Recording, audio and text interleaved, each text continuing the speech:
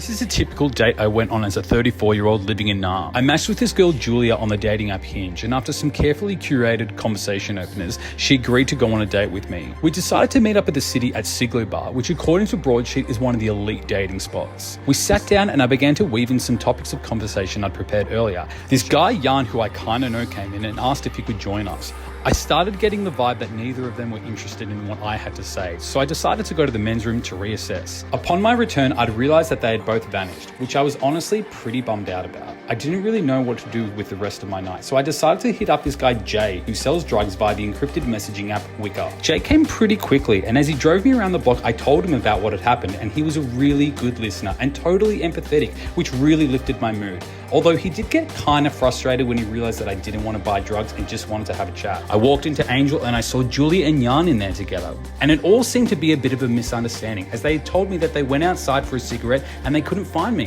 which was a huge relief. They told me they were going back to Julia's to hang out, so I ordered us an Uber. When we arrived, Julia realized that she only had a 2-seater couch and there was only room for one of us. So I decided to take one for the team and asked the Uber to drive me home. On my way home, I messaged Julia and told her that I had a nice time hanging out but wasn't sure if I felt a vibe, and that I would prefer to just be friends. I also went on to Crime Stoppers' Dobbin a Dealer and reported Jay for drug trafficking. Anyway, that was the date. If you like that video, please come to my show for the Melbourne Comedy Festival.